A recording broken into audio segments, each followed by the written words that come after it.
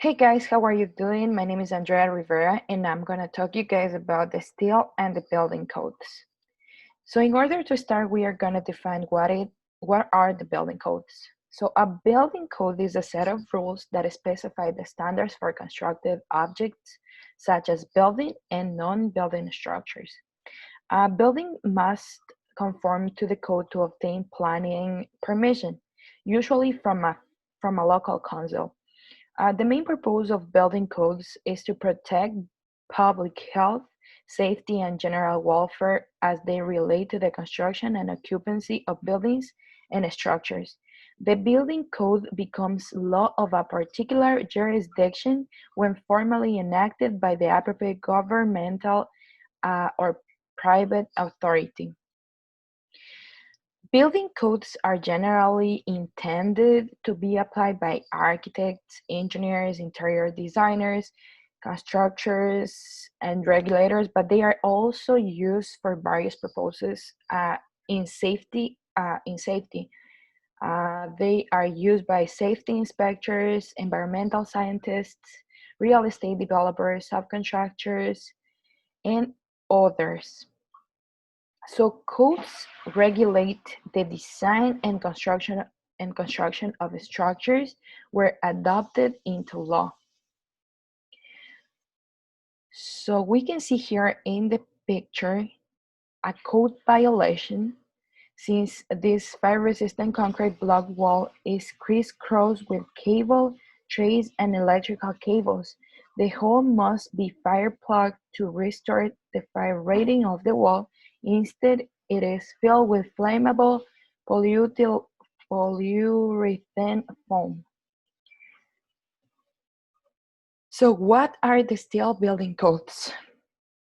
So building and development regulations are put in place to govern the design, construction, repair, and alteration of buildings aimed at providing safe structures for the community.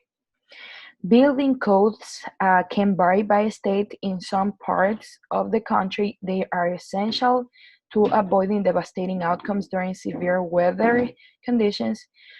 Building codes help us design a structure that will last in the surrounding elements.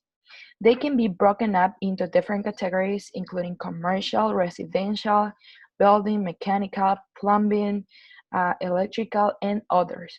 For a steel building, most cities use the International Building Code, sometimes with amendments and revisions to portions of the code to better suit their communities.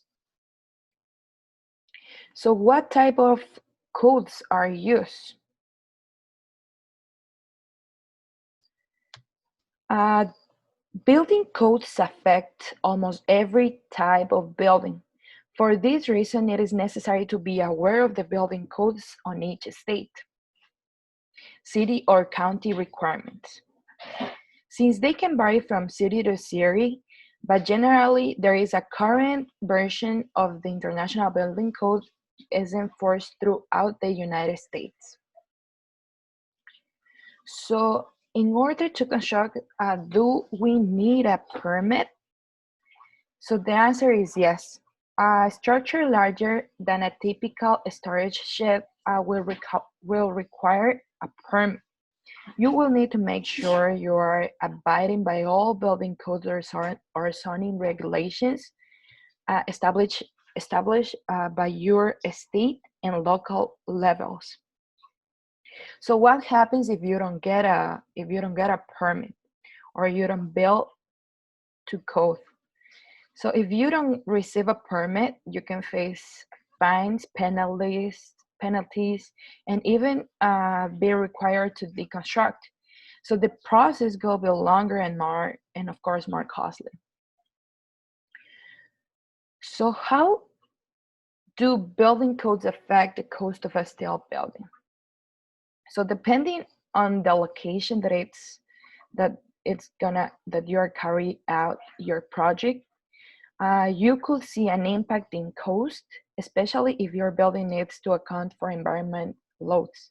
For example, if you are building in an area where snow is a factor, you can expect to have higher snow load requirements applied on your metal building.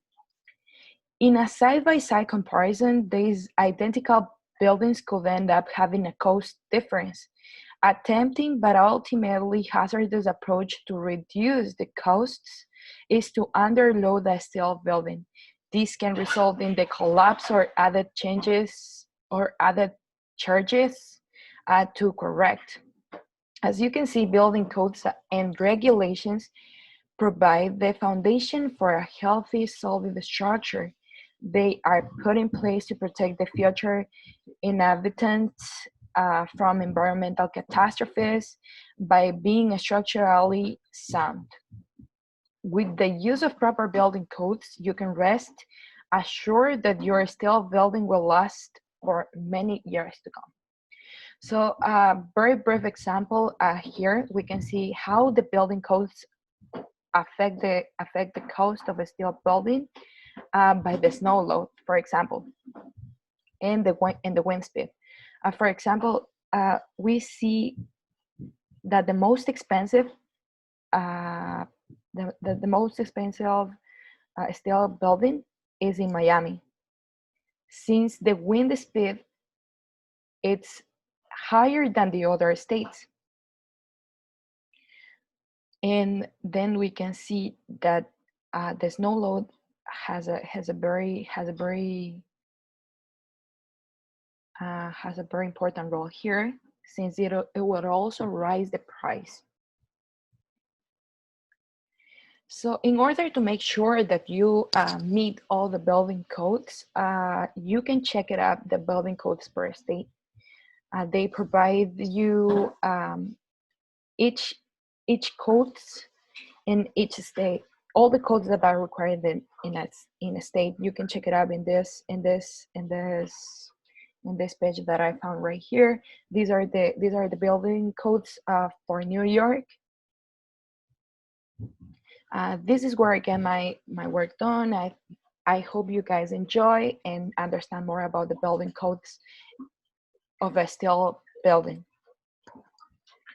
Thank you very much for your attention, and I will see you later. Thank you. Bye-bye.